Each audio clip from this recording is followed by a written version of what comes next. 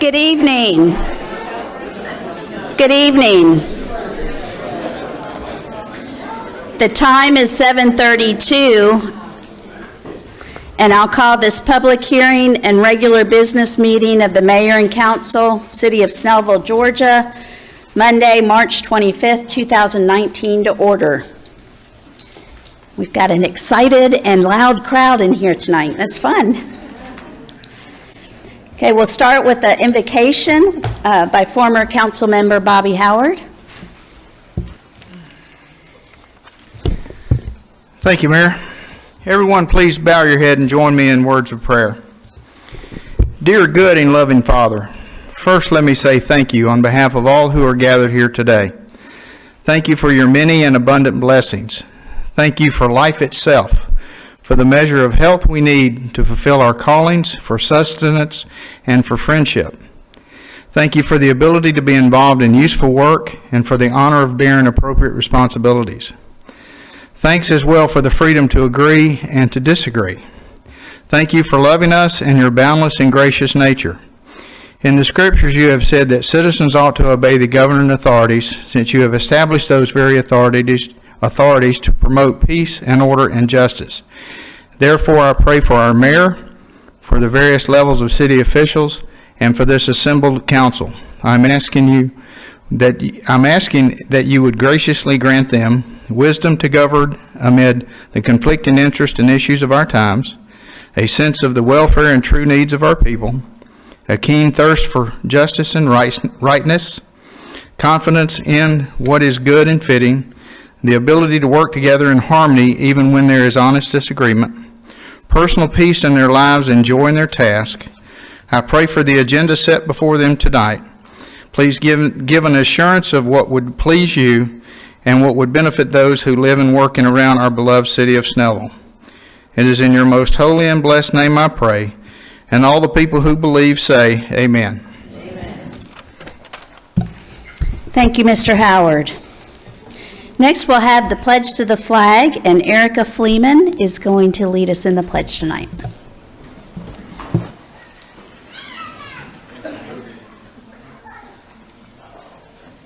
I pledge allegiance to the flag of the United States of America and to the republic for which it stands, one nation, under God, indivisible, with liberty and justice for all.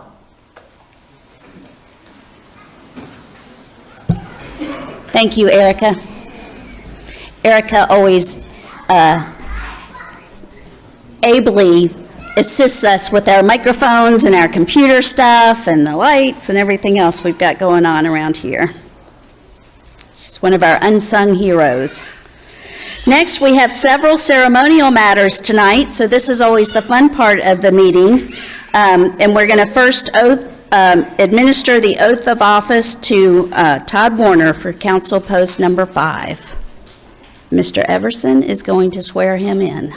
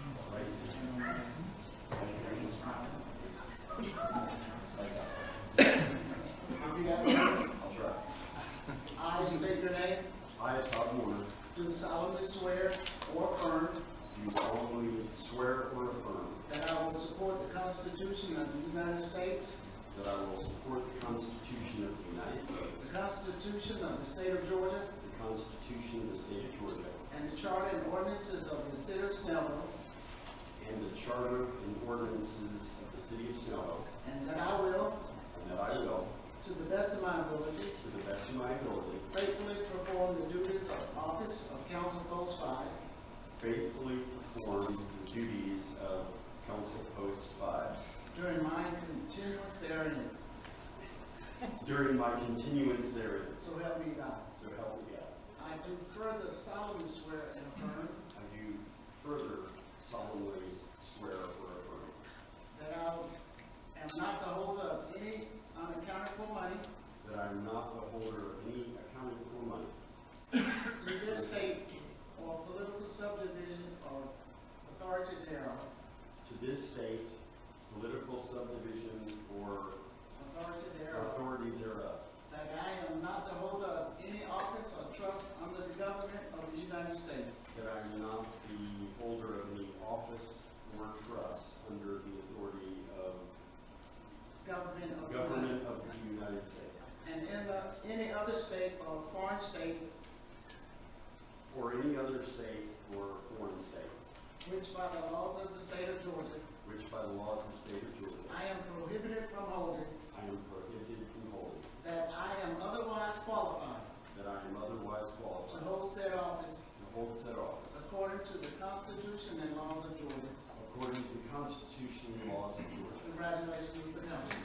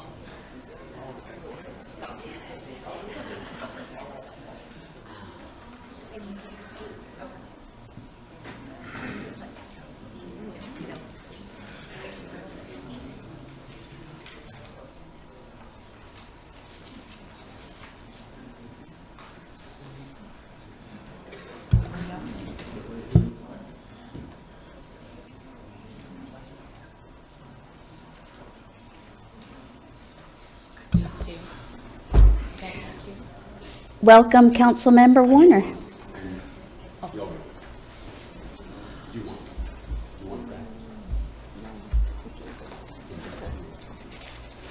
And next, is Baron Griffin here with us tonight?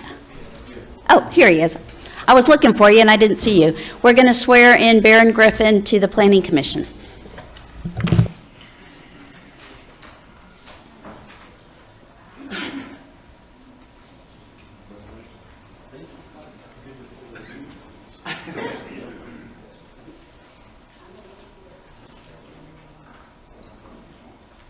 So if you'll raise your right hand.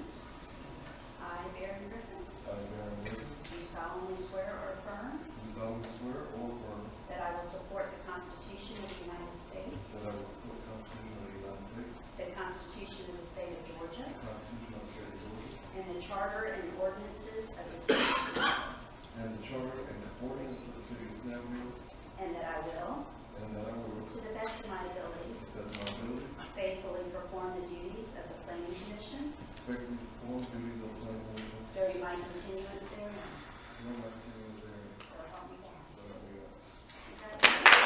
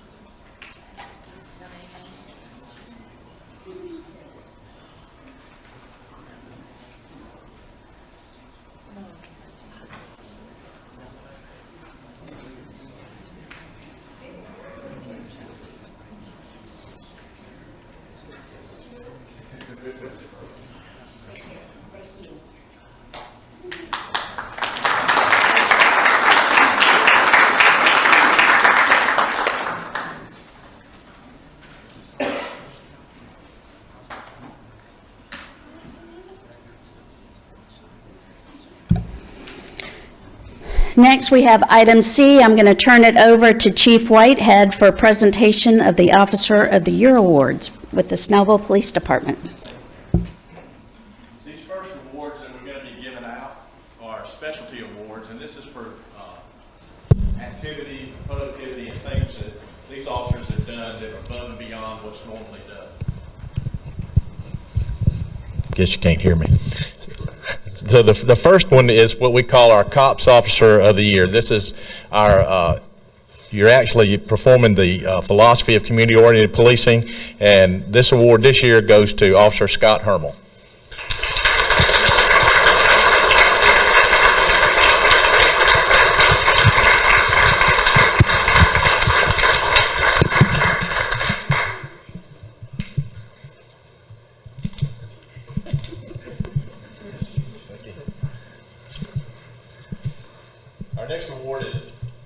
Our next award is for the Traffic Safety Award for DUI enforcement. Sergeant Austin York. He led the department in DUI arrests this year.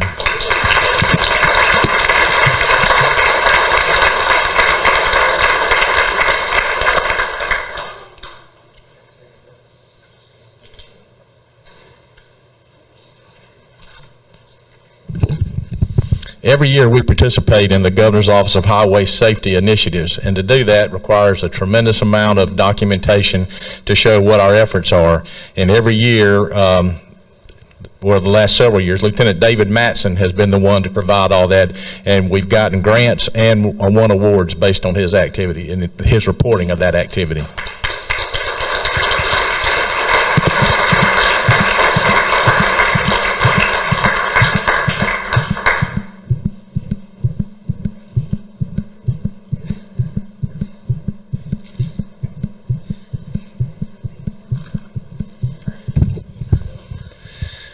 This next award is a special award.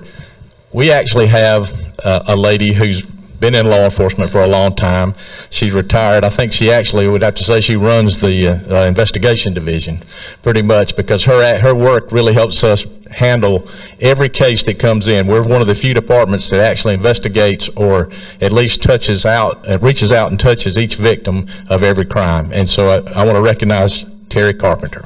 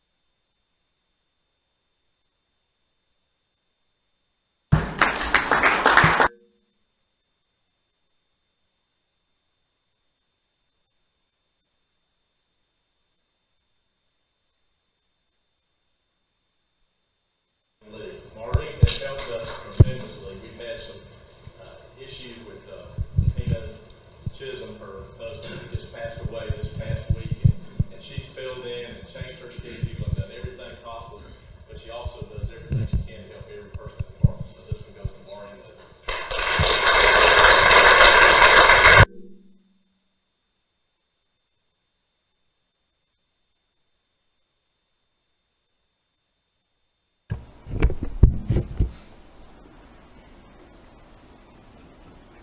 Each of our officers decide who they think is the best supervisor in the department, and they make their vote on this. And this year, I think this is actually the second year in a row, it's Lieutenant Zach Spar.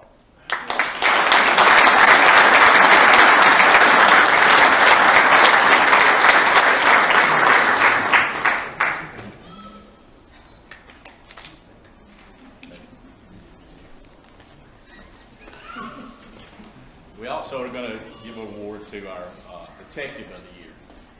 This year, it's Detective Kevin C.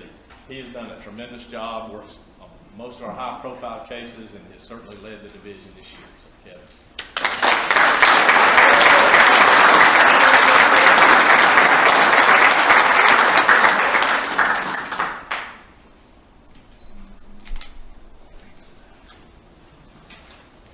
And our final one is the Officer of the Year. This is one of our most productive officers. He's recognized last year by the National Criminal Enforcement Association for having the largest ecstasy seizure in the nation. He's up for another national award this year, and I'm very proud of that. But the work he's done, Officer Brett Chisholm.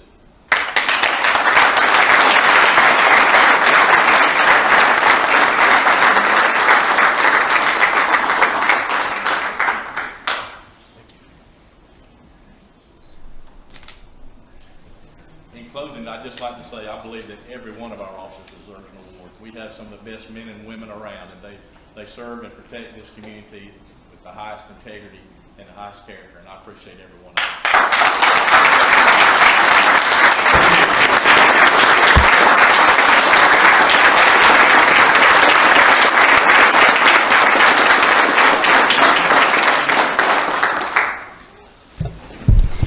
We really do have the best police department in the state of Georgia, I think, and I would like to also commend, this comes at an appropriate time. We just got an email through the website thanking 2 of our officers for stopping to help a woman whose tire went flat on Lenora Church Road at 10:30 at night.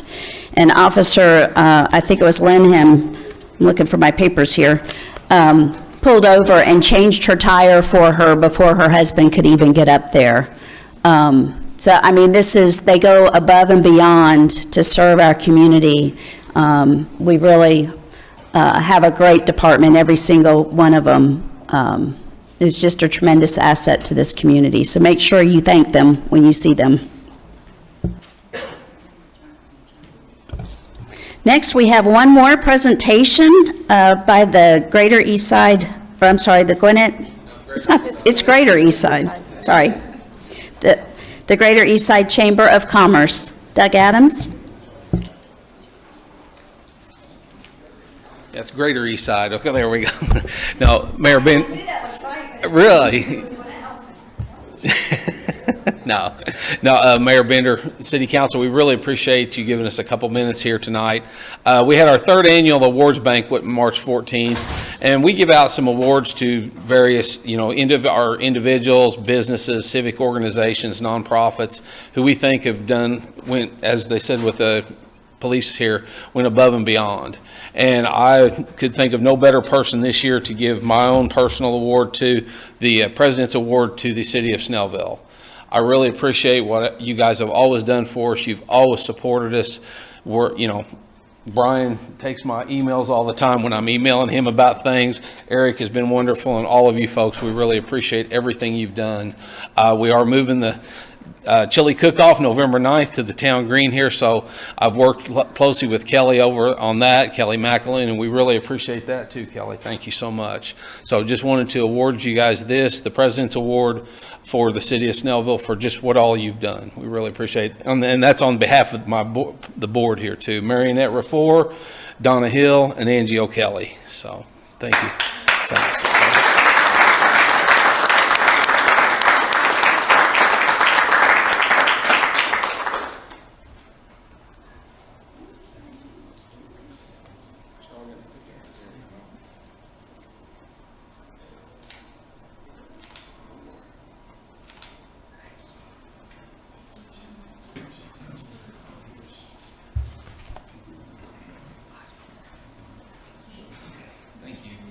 Thank you, everybody. Appreciate it. Thank you.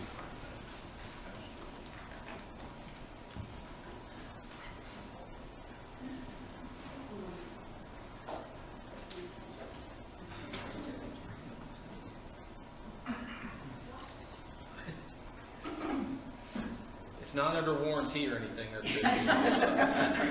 I know, I'm trying to tell her, don't drop it. It feels like it's made from glass. Directly touching it. Do y'all need to touch it first, or can you wait till after the meeting?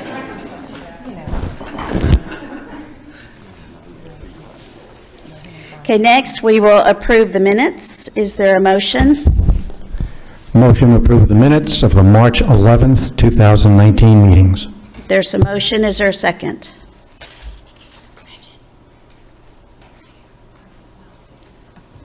Second. There's a second. All in favor, please signify by raising your right hand. That is 4 in favor, right? Am I counting right? Yes. Any opposed? And 2 abstentions.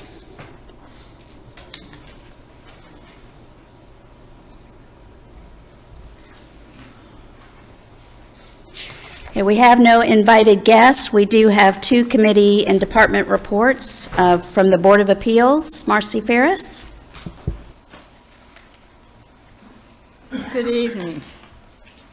The Board of Appeals met on February 12th to hear BOA 1901. This was a request by Bath and Body Works for a variance from Section 12.4 of Article 12 of the Snellville zoning ordinance to exceed the maximum allowable window sign area for 9 transom windows. Bath and Body Works wants to cover the transom windows with their branded blue and white gingham pattern. The variance was granted with conditions. Any questions? Any questions of Ms. Ferris? Nope. Thank you very much, Ms. Ferris. And next we have Snellville Tourism and Trade Association, Kelly McAloon. Good evening, Mayor and Council. Our last meeting was held on March 18th at Summit Chase Country Club. Our next meeting will be April 15th here at City Hall in the conference room, and they are open public meetings, so we invite anybody who would like to attend at 6 p.m. We have a new intern hired, Sayan Sisay, and she's helping us with our new creation of Business Development Communications Program, and that's to enhance our relations with the business community.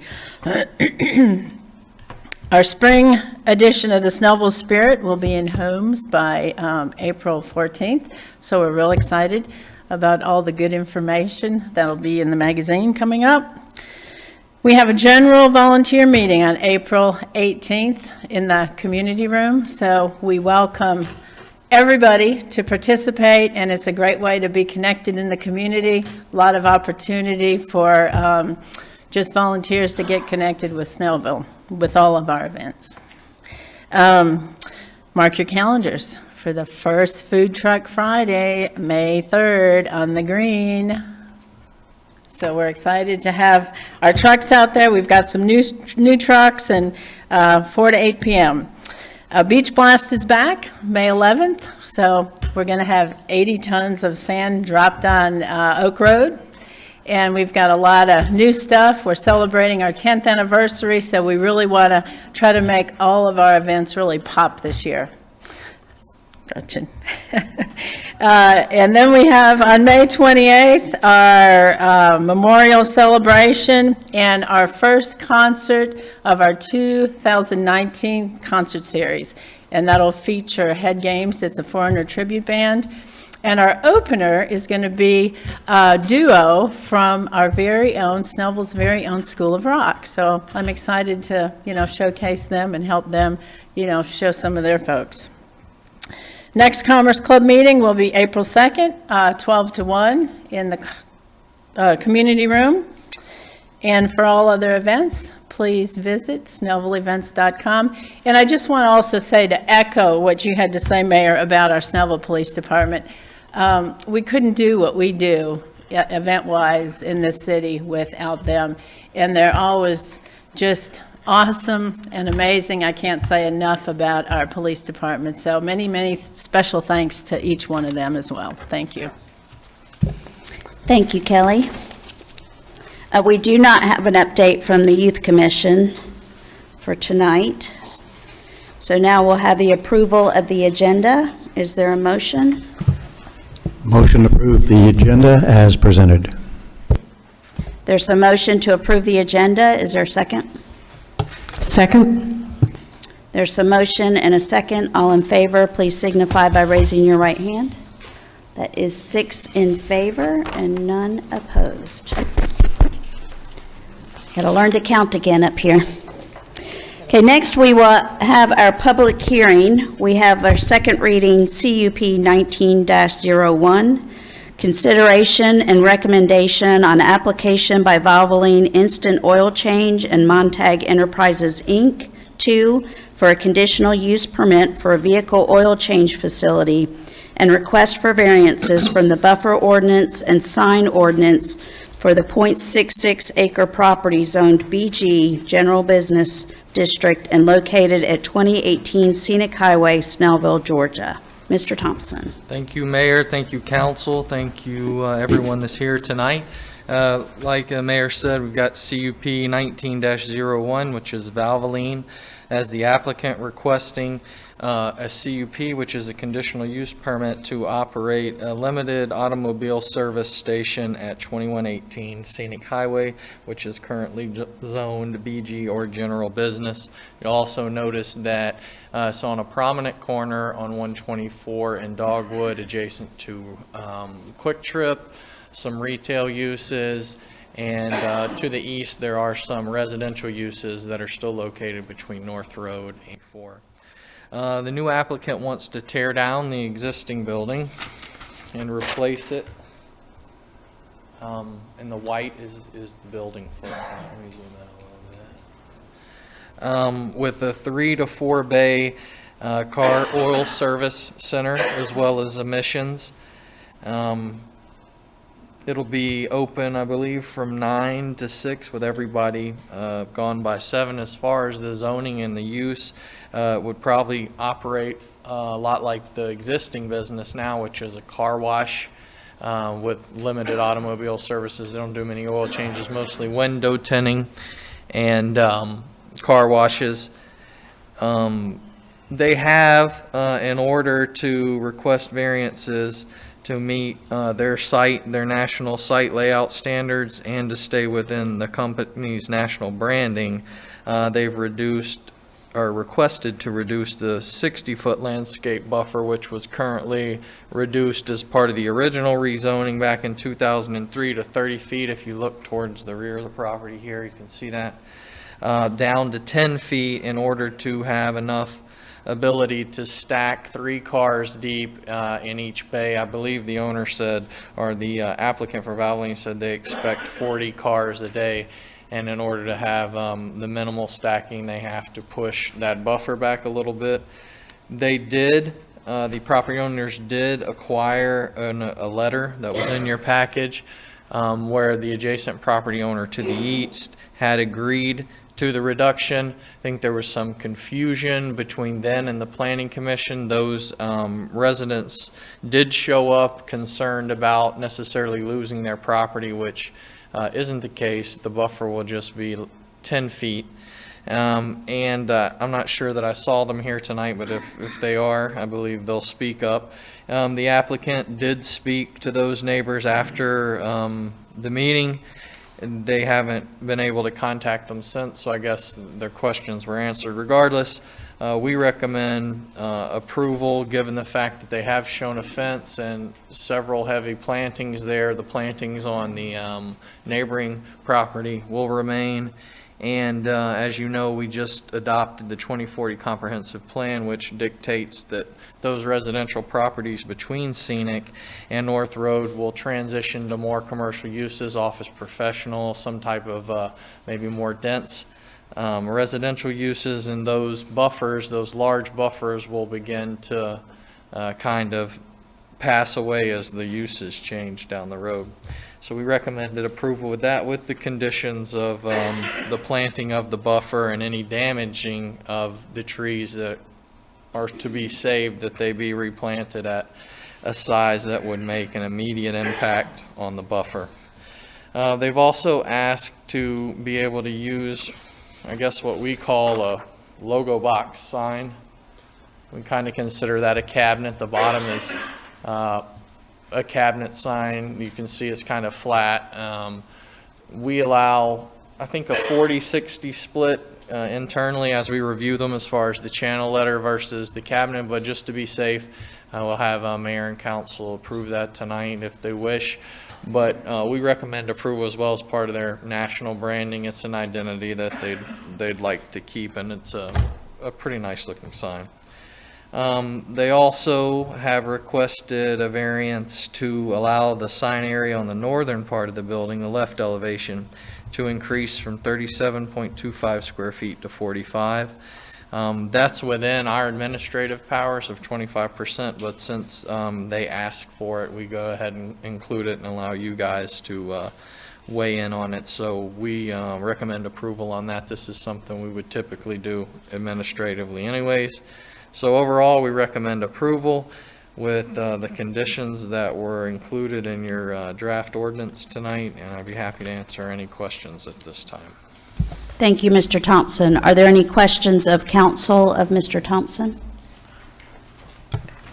Mr. Thompson, could you just clarify for me what the buffer will consist of? I thought I heard you say the existing buffer will remain, and then I also thought I heard you say something about replanting it, so I'm a little confused. Let me see if I got it.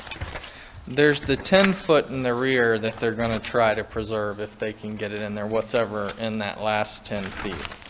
If that can't be preserved, then they're going to have to come back with a landscape plan as described in this condition, which calls for, let's see, that's about the damaged trees. Yeah, so in the event that the existing 10-foot buffer is damaged during development, the property owner shall be responsible for replanting the buffer with the most appropriate large and mature species that effectively create an immediate screening. A planting plan shall be submitted for review and approval, so the last 10 feet will stay. There's also some plantings on the other side of the property line that are that were planted as part of the original buffer that are now on the neighbor's property, and those will stay. There's another 5 feet probably, and they've shown the erection of a 6-foot fence on the edge of the buffer as well.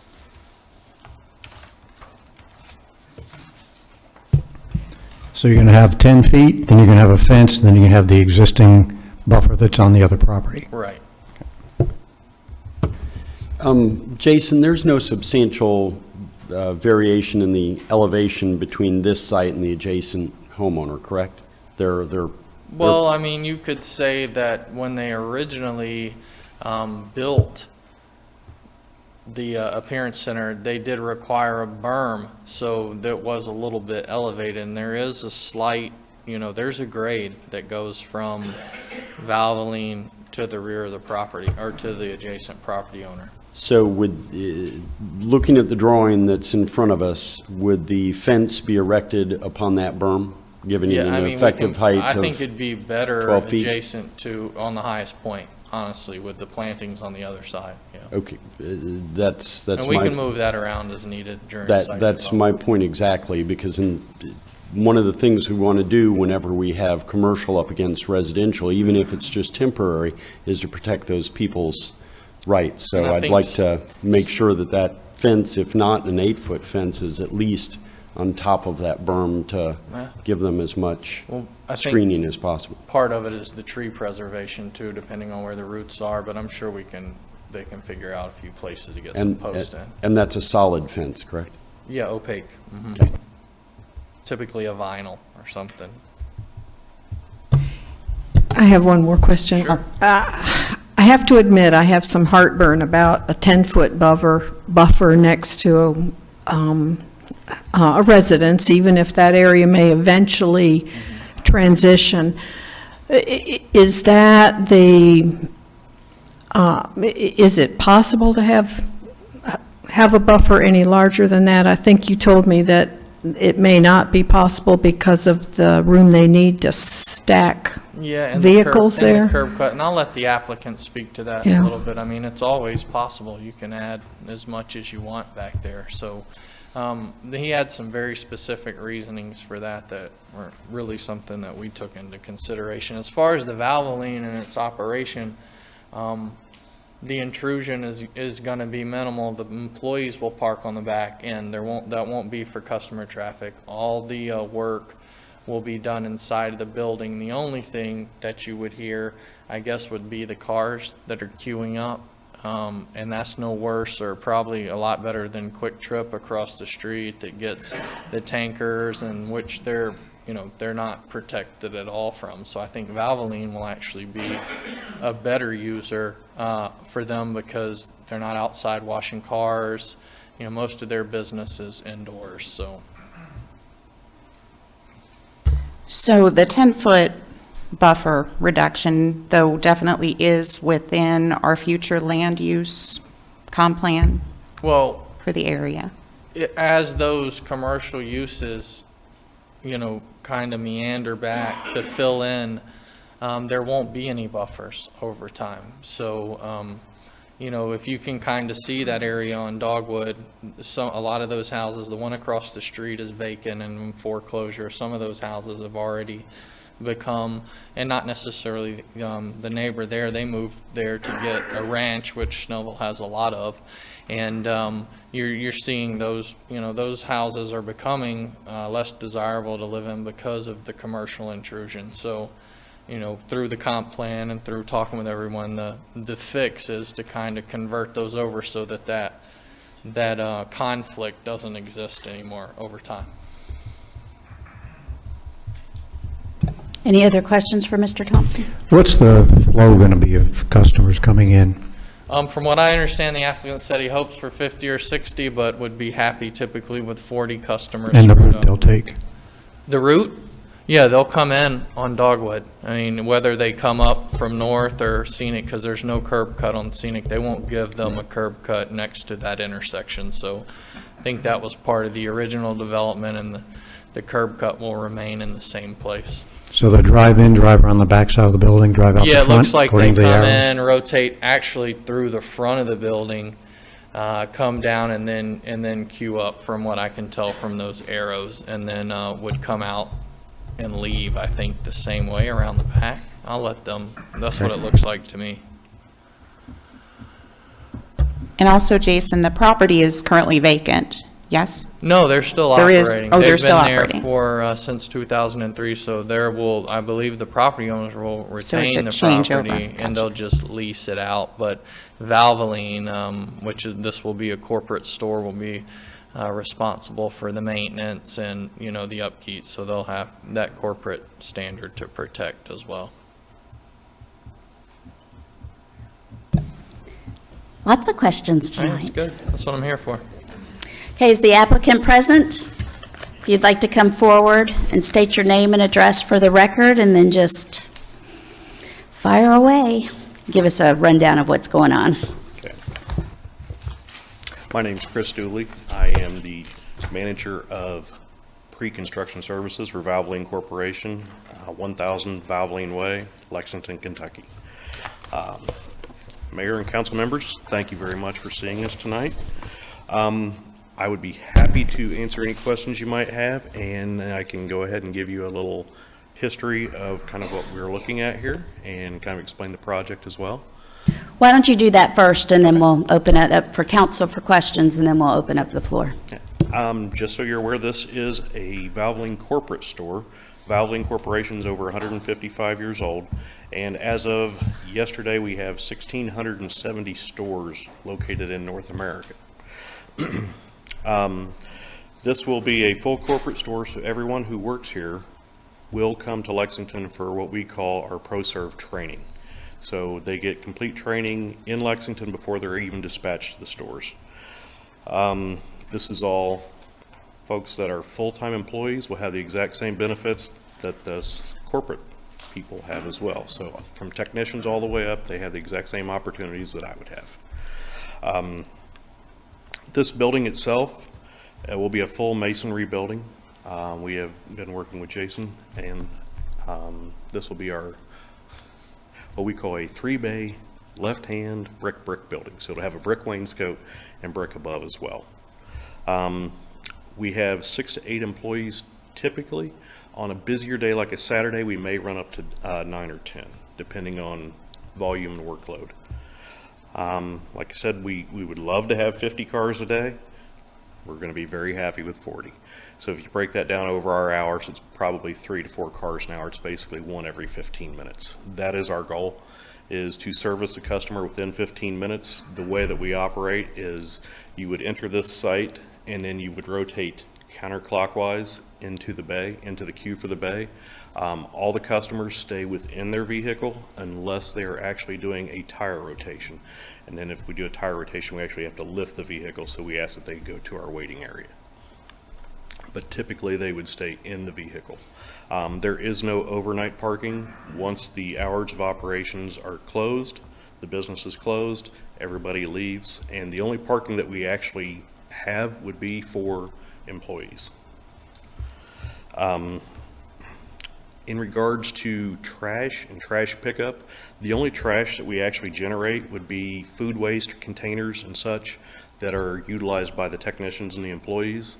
Everything else is 100% recycled. All of the fluids, all of the filters, everything that we intake in, we actually own the company that does the recycling as well. So we will have one trash pickup a week, and then we have one recycling pickup a week, and then we also have our deliveries are done once a week. And those are done during business hours as well, so there's no worry about a loud truck coming in at 6 in the morning or 9 o'clock at night or anything like that.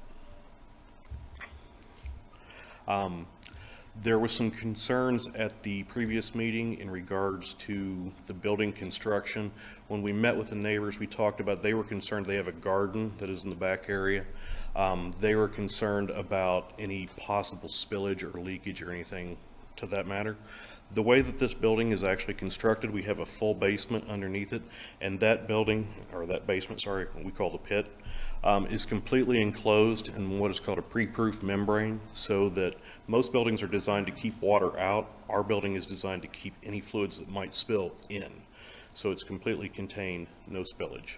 Also, any type of water that we use within the building goes through an oil water separator before it goes into the storm system. In regards to the actual site, I do have the revised current civil drawings here, and we do have a tree preservation plan. So we are trying to preserve all the trees possible without actually replanting. So the only area that is actually, sorry about that.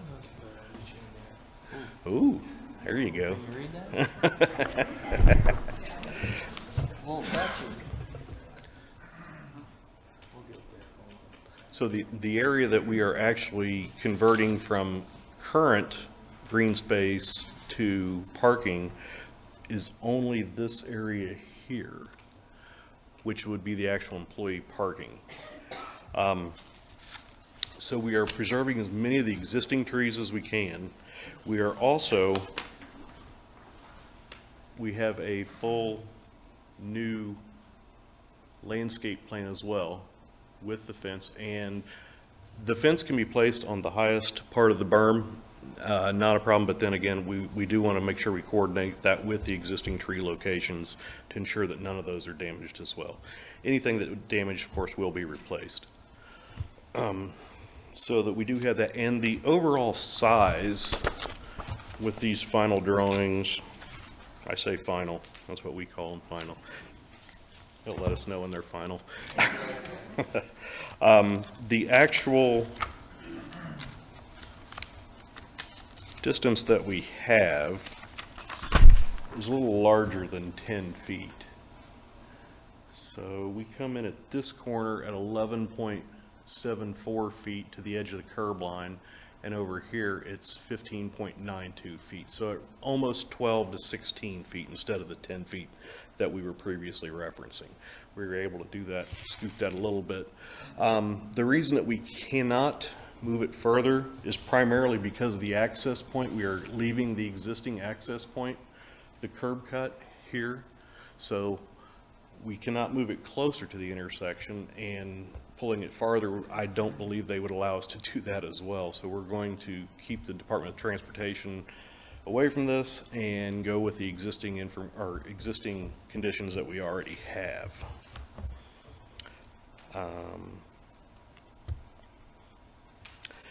There was some confusion at the Planning Commission meeting in regards to the neighbors thought that we were actually going to try to take their property. That's absolutely not the case. We are leasing this property. So the current owners of the property, myself, we all spent some time talking with the neighbors, explained to them what we were actually proposing, went over the documents with them, and exchanged information to, if you have any questions whatsoever, we would be happy to meet with you. And the owners of the property actually reach out to them to see if they could meet them on site, walk them through it, explain any questions they might have. To my knowledge, I have not received any information. I do not believe that the other owners have as well, and I don't think that Jason, you haven't heard anything additional either. So, we did want to make sure that everyone is aware we have reached out, try to see if there's anything we might answer, any additional questions they might have, or any additional information we might share. So, with that being said, we're really looking forward to being a part of Snellville. We have already submitted our documents for review, and we're actually hoping to get this out to bid as soon as we can and see that we might get started yet this year. Okay, thank you. Happy to answer any questions you might have. Are there any questions of the applicant by mayor and council? I have a couple. Mr. Warner? If I can get back to my notes. Okay, I know Jason mentioned your hours before you mentioned your hours. What's your typical corporate store open to close? Corporate store hours typically are 8 a.m. to 7 p.m. on Monday through Friday, 8 a.m. to 6 p.m. on Saturday, and 10 a.m. to 4 p.m. on Sunday. Okay. And you also mentioned that you're leasing, it's a ground lease of the property. What's the term of the lease? Minimum of 15 years. I'm sorry, it's 15 years to start with 5 years renewal. Okay. After that. All right, thank you. Anyone else with questions? Other than oil changes, what other type of services will you offer at this location? It's primarily oil changes, mostly automotive fluids, so windshield washer fluids, we can do that as well. Brake fluid if needed, we can add that. We do tire rotations, we can change serpentine belts, we can change light bulbs. That's pretty much it. We can also recharge air conditioning systems, but the entire service is designed to be 15 minutes or less. So no brakes, no tires, no body work, no painting, anything like that.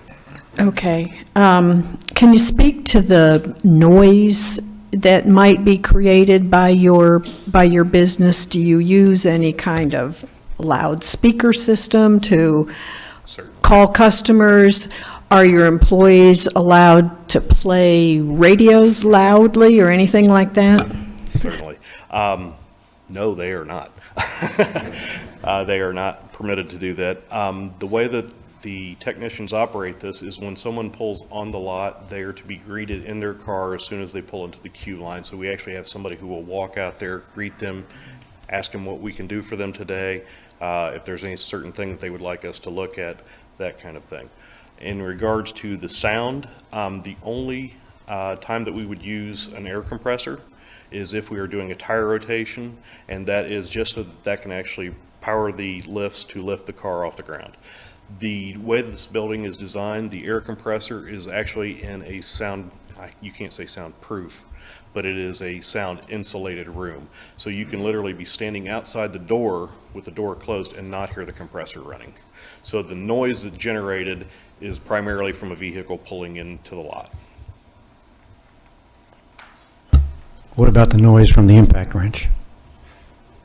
Well, that would be the noise that would That was also again come here. with the use of the air compressor. So we would like to do more tire rotations.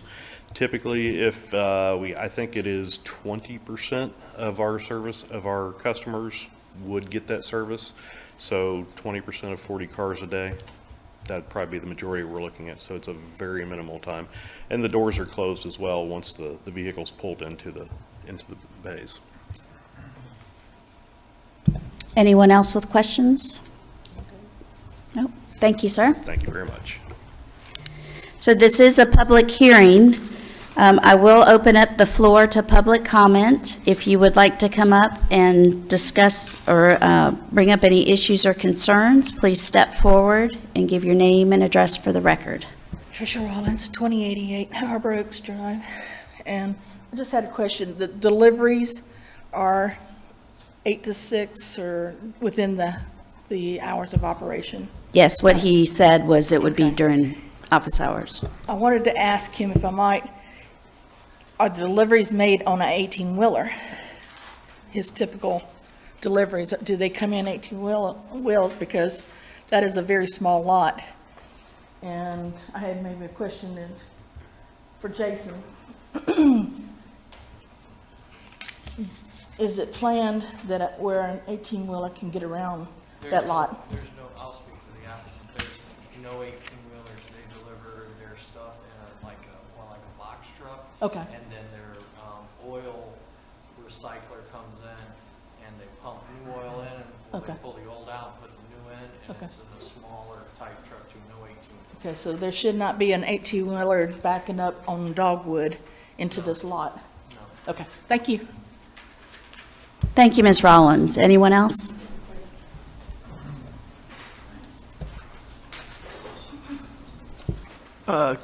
Kurt Schultz, 2027 Tanglewood Drive. Just one quick question. That row of Leland cypress, I think they are they on the neighbor's property or on this property? That tall stand of trees? Yeah, they're towards the neighbor's property. Okay, so I would just like to emphasize that, everything should be done possible to, make sure those aren't damaged, because they're a beautiful barrier there for both sound and sight. So I'd like to see that those are, closely monitored. Thank you. Thank you, Mr. Schultz. Mr. Molina. Madam Mayor, Council. Antonio Molina, 2979 Deer Valley Court in Snellville. I had a question, kind of same, focused on, a follow-up on that question. So on the property existing, there is a fence. So what they're trying to encroach into the residential property, is it going to go beyond the fence into the actual 30, 40-foot high trees that are there that provide that barrier for the residential property, or is it going to stop at that fence?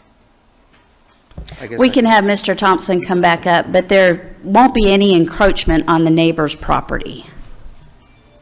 So I don't know if I can show you what I mean digitally. Jason, oh, you got it here, okay. Can you see it? Ooh, technology. Okay, so currently, there's a fence That fence that runs, is in the buffer, right? so that's inside the buffer, so. Right. The buffer ends. So where those what leaves. what would be left of the buffer once you've, Well, the hope would be that those lealands can be left, plus what's ever left on the outside, that we would preserve the biggest trees. so, 10 feet, I mean, leaving 10 feet, that, you might be able to save one row of trees, if you're lucky. But looking at the diagram, it looks like most of those trees fall within the property lines for the commercial. Right. And not in the residential property. And that would be why they would replant and then put the fence on top of the berm. No, I get that, but when you cut down a tree, you're not gonna find a 50-foot tree to replant, is my question, because that is a residential property that's right next to it. And so if you're gonna cut all that protection that they currently have, It's not all which, coming down. okay. We've got the, I think you showed earlier the tree preservation plan on what they were going, I mean, it's to their benefit to keep as much as possible too, because they have to do less planting. So where's the current fence at on this diagram? Yes. Here's the preservation plan. So where's the existing fence? Everything, it's probably about on the edge of that parking lot, about right here. Oh, okay. It's not shown on here. You can see it from the aerial view too. And Jason, if you have an aerial view that shows The where, fence is probably like right there. See where the break is? Right. The fence is Yeah. probably right there. Oh, okay. So they're gonna go beyond the fence. Yeah, a little bit, but if you see on here too, you see how the buffer over here is almost 18 feet. So everything on the back end of this side is gonna remain. A Right. lot of this. Most of that outer edge will stay, sorry. I see what you're saying, yeah. You're gonna lose basically from that crease back. Okay, And it'll be replanted. Thank you. Thank you. Does anyone else like to come up and any issues or concerns? Okay. Then I will close the floor to public comment. Jason responded to a few things. Mr. Dooley, do you have anything else that you would like to say in response? Okay. Okay. Anything else from council before we ask for a motion? I would just like to make sure that we submit the site plan for approval that was submitted tonight by by the Valvoline representative, as he shown, because this one shows a little bit larger buffer, I believe, and I think that's important. It's a little bit bigger, like a foot or so, so I just want to make sure we adopt the right one so we can force it down the road. It's a little different on the back end. They moved it a little bit. Okay, and You can just call that the site plan submitted at the meeting, or, you know, for today's date. It's fine. Just swap that date out. Okay. That'll be fine. so if someone were to make a motion to approve, please just include in your language to adopt the site plan submitted tonight. We need to add that as a condition. Just change the date on condition number 1.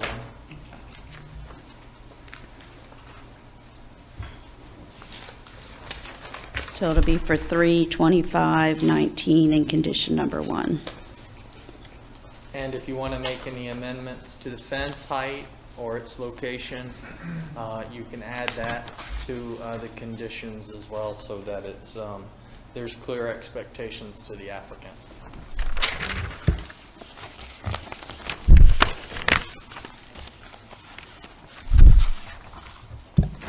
Okay, with the public hearing closed and no further questions, is there a motion? Motion to approve CUP 19-01 with reference to ordinance number 2019-2 with the staff recommended conditions and variances, amending condition 1 to include the updated 3 as of 3/25/19 site plan that was presented this evening.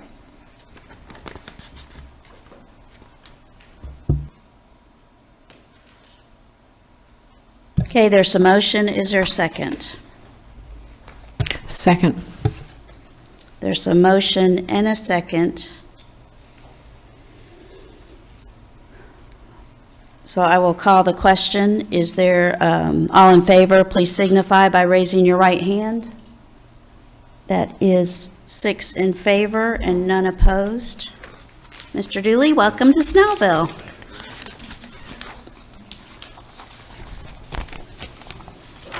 Okay, now we have nothing under our consent agenda, no old business. Under new business, we have item A, consideration and action on ratification of the March 19th, 2019 special election results. Should I read those? Or are you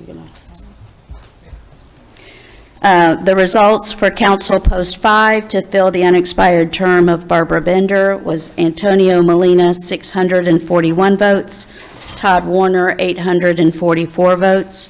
The referendum to change the hours of Sunday sales, the yes votes were 1,023, and the no votes 471. Mr. Powell.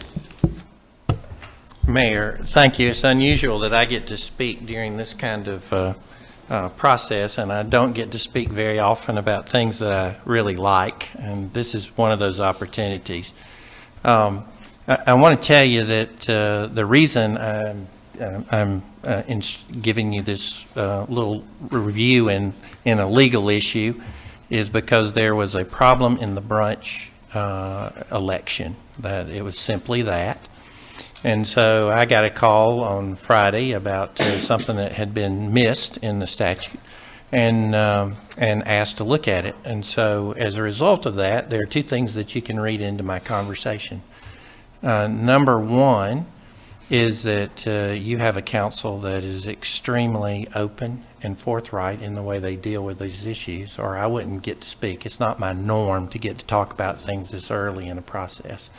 So that to have the freedom to do that is a compliment to your city.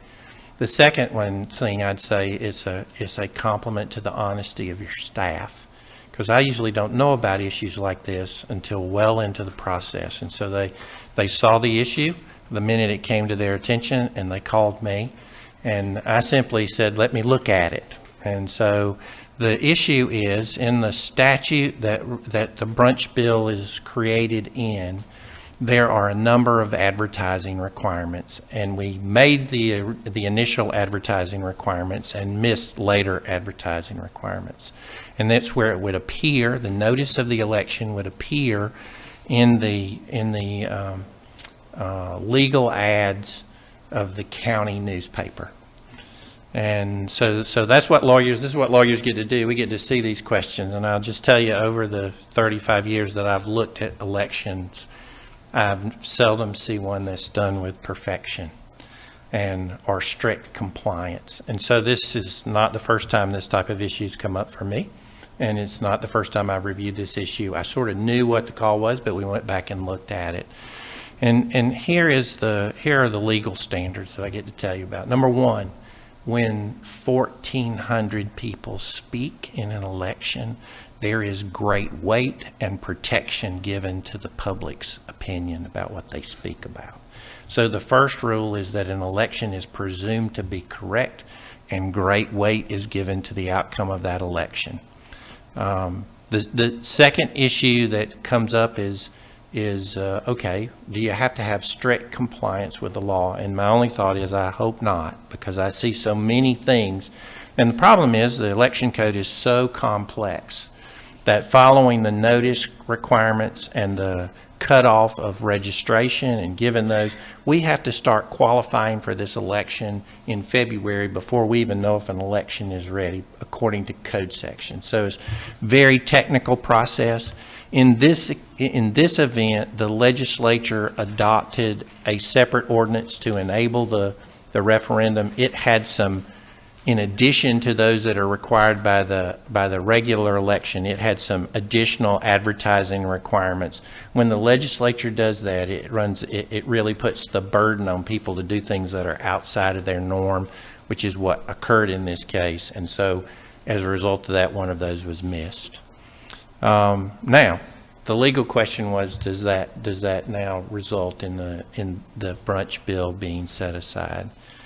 There is a case, and that's what I do. I go and look at what the Supreme Court has said in similar situations, not an exact one, but it was a case in Forsyth County in the election of a magistrate court judge in which they had 3 candidates, and after the voting started, one of the candidates withdrew. They had to give a notice. They failed to give the notice. They not only failed to give the notice, they failed to give it in the right size and dimensions, and the Supreme Court said that you don't have to have strict compliance with that notice requirement. You just have to substantially comply with the rest of the code.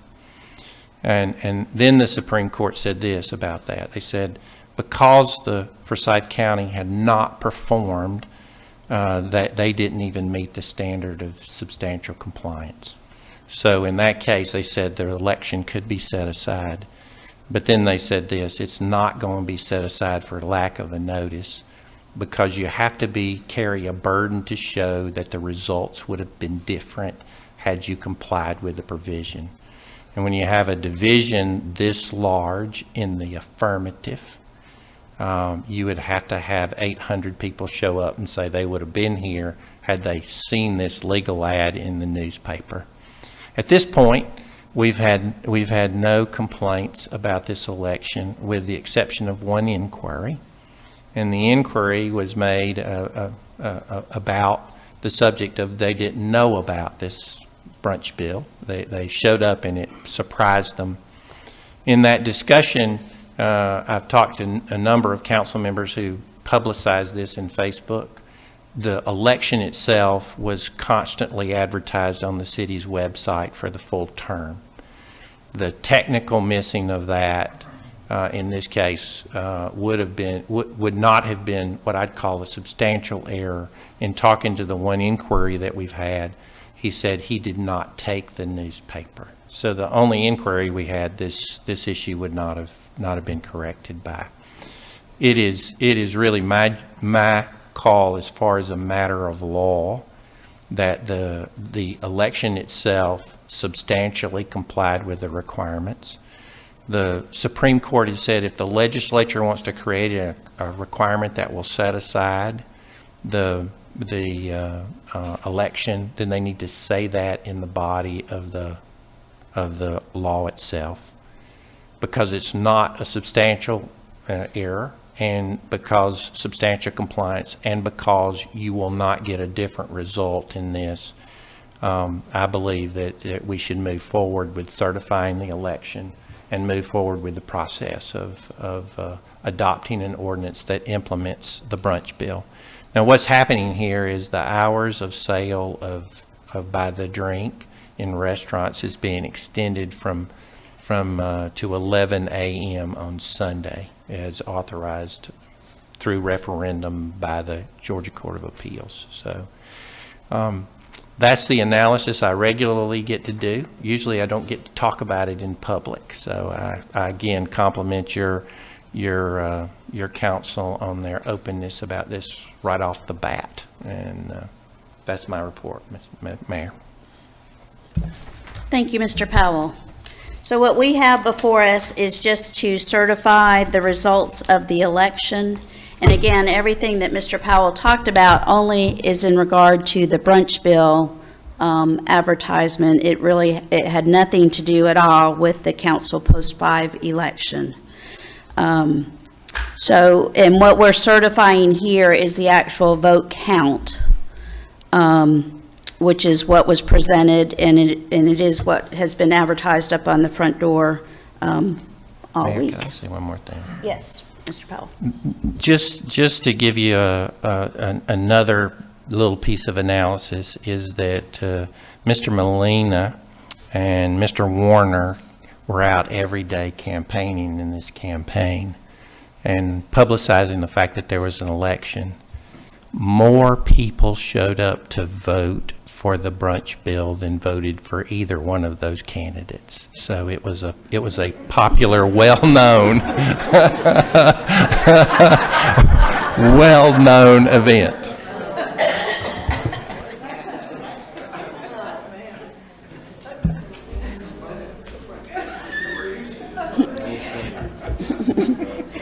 So with that, I will take a motion to ratify the results of the special election from March 19th. Motion to ratify the election results from the special election of March 19th, 2019. There's a motion. Is there a second? Second.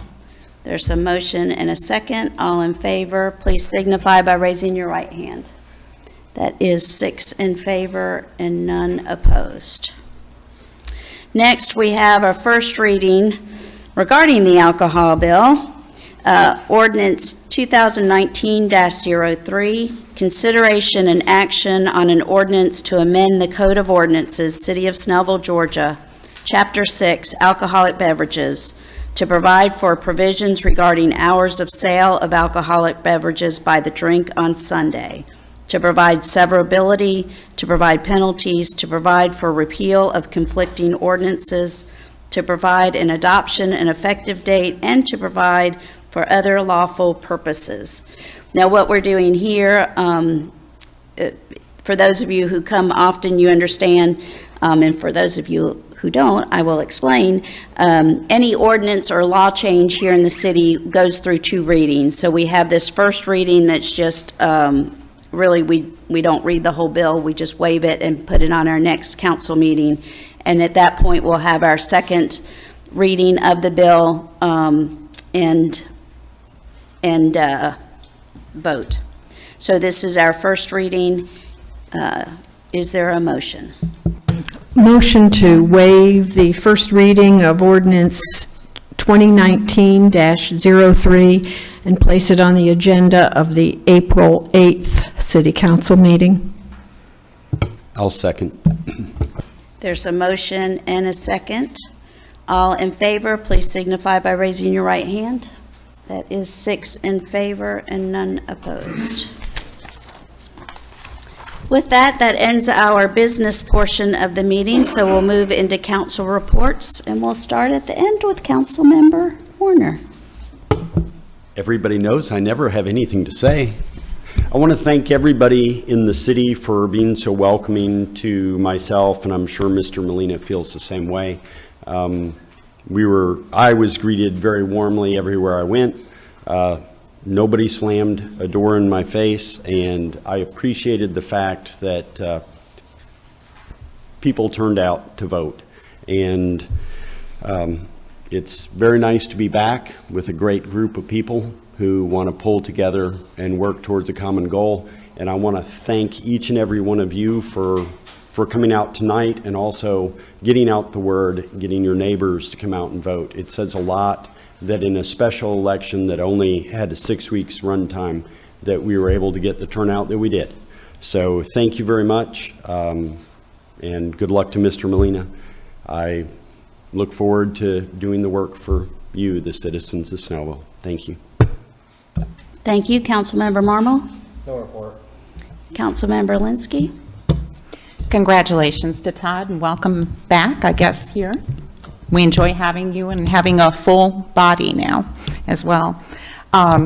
Also wanted to congratulate Antonio on his very strong run and campaign, and we really do look forward to working with you and furthering our relationship with the city. Miss Solange Destang, could you please stand? Most of us know Solange. She pulled off an amazing event about a week and a half ago at South Gwinnett High School that really brought the community together, our very first international festival. So if you would, it was so well attended. The students were excellent, the performances, the organization. I myself really kind of enjoyed serving tea and water all night long, warming the food. The food was great, even though I really didn't get any, which is kind of unusual for me. But also want to shout out to Kelly Macklin, because I know that she was an important source of advice and consent. So please, a round of applause for Solange.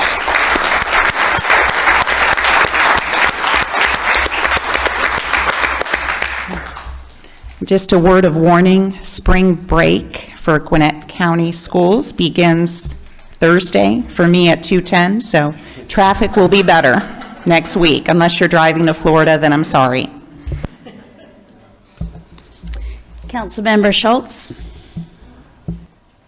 Well, I always have to give a little update on the farmer's market and the community garden. I'll just very quickly, we were real proud that the farmer's market had some good coverage in the AJC on Sunday in the, I can't remember what that section's called, Living or something like that, but they talked about our extended season market and our plans for our summer season market.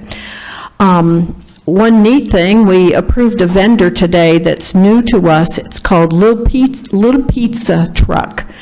And I posted something on our Facebook page about it this afternoon. It's a guy that pulls a pizza oven with his pickup truck.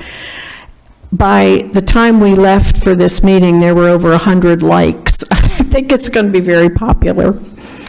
And then the other thing I wanted to mention, the community garden also got some nice coverage in GMA's recent little newspaper, and I was real happy to see that. Thank you. Mayor Pro Tem Emanuel. I think you're starting to see what Snellville is really all about. We've got an outstanding police department. We've got outstanding teachers like Miss Destang, who puts on excellent events over and above what she's doing as a teacher. And we have, like most cities, trash. So this is a program that we're starting. This Saturday, 10 o'clock, the city has adopted Oak Road as part of the Gwinnett Clean and Beautiful Adopt a Road. So we're going to meet here at 10 o'clock and go out and clean up Oak Road. Additionally, there's opportunities for everybody to adopt a road. You have to adopt it for at least a mile, and you have to clean it 4 times a year. Gwinnett Clean and Beautiful provides trash bags, gloves, sticks, I think, anything you need to pick up the trash. And then you fill the bags and they come and pick up the bags. So you can clean up whatever street you find to be more littered than you think it should be. In addition to the visual impact of litter, there's also a lot of other negative aspects to it.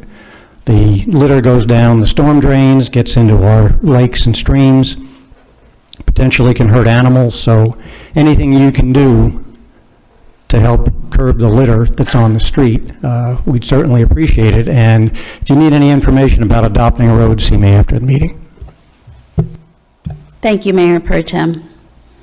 And now for the mayor's report, I would like to thank Antonio Molina and Todd Warner for their great race. I think they stuck with the issues, and that's always a good thing here in Snellville when we can have races that are run that way. I'd like to welcome Todd Warner back to the council.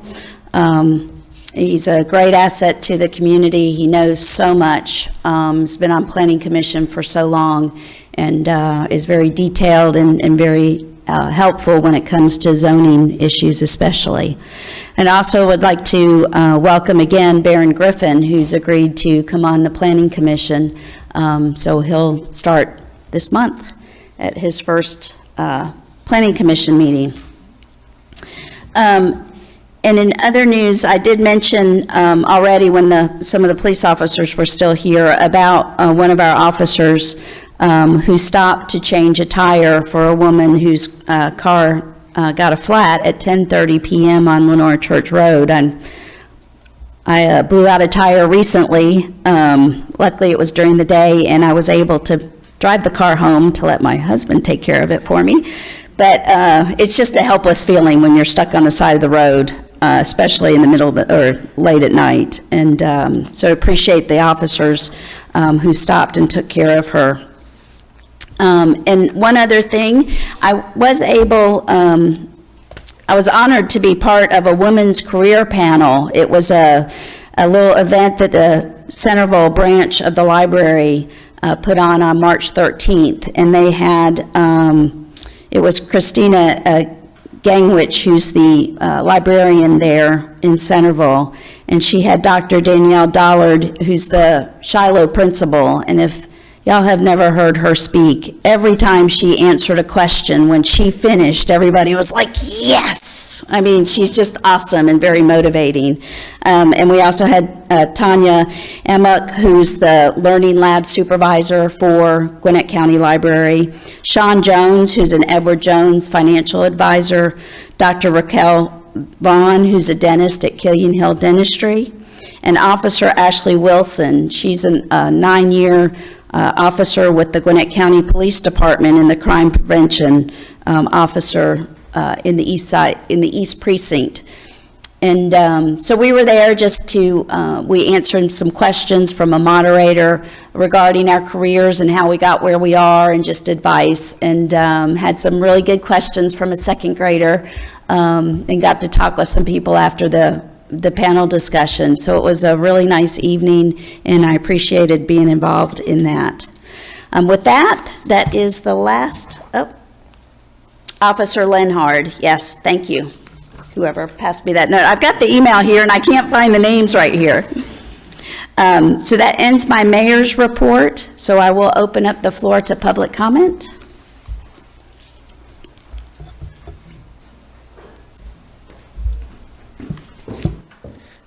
Good evening, Mayor, Council. Antonio Molina, 2979 Deer Valley Court. More than anything, I want to thank Todd for a great race. If somebody could give me the number to the campaign manager for the brunch bill, I would appreciate it. But I really do thank all of y'all for your inputs. I want to definitely send a big shout out, Bravo Zulu is what we call it in the Navy, to our clerk, who was phenomenal, who was always there answering any questions that we had. There's a lot of division going on, but I think this election showed us how you can still run a race and not get dirty. So Todd, if there was anyone that could beat me, I'm glad it was you. I really do appreciate what you've done. Like I told y'all before, I am gonna be here, so you might like me or you might not, but I'm gonna be present. Have a good one. Thank you, Mr. Molina. Anyone else? Mayor and Council, Bobby Howard, 2240 Pinehurst Road, Snellville, Georgia. I want to thank the entire council and the city for your assistance on our March 16th prayer walk.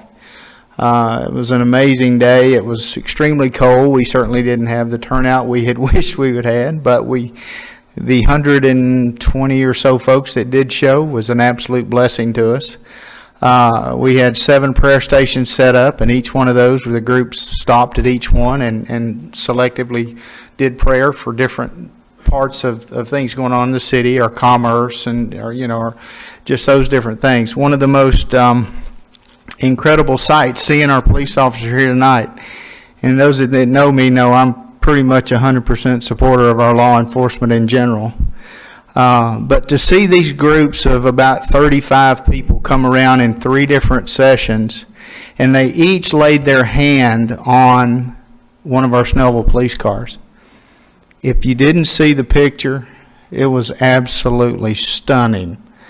And that is what a community does. They support those that protect them. And so that 130 people got to pray individually, and then we had a prayer that I spoke for all of our law enforcement, not only for the city of Snellville, but in general for all law enforcement. But it was the most touching and sincere, absolute showing of love that our city could have ever received.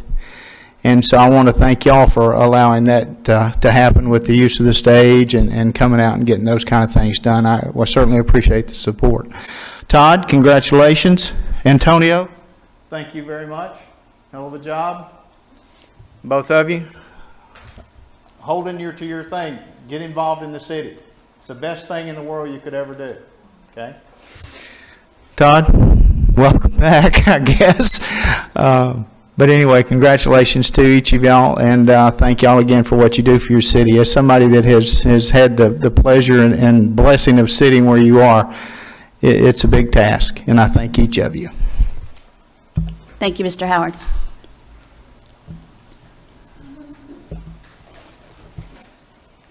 No complaint tonight. I was about to say, please don't tell me they did those garbage trucks again, because we've been talking to a big guy up there. We have got them stopped for 1 week at least. Thank you, Mr. Sanders. Last week was wonderful. I was not awoken in the middle of the night. I appreciate it. Next time I come up, if they're back, I may not be as nice, but I do appreciate your work, the city's work in getting them stopped. Thank you. We'll definitely tase somebody if it happens, right? Anyone else? Seeing none, right at the end of our work session, when we had an exec session, we weren't able to complete our discussion, so we did recess the exec session. So we're going to call ourselves back into exec session. We don't expect any action to come out of that meeting. So thank you all for coming out tonight. Council, if we can meet in there by 9:05, and we could. Well, 9, that's fine. I didn't know if you had people to talk to. Motion to adjourn this? Thank you all for coming out. So we're not doing a motion. Do we need a motion? Yes, ma'am. Is there a motion to go back into the exec session? Motion to return to executive session. There's a motion Second. and a second. Todd Warner was the second.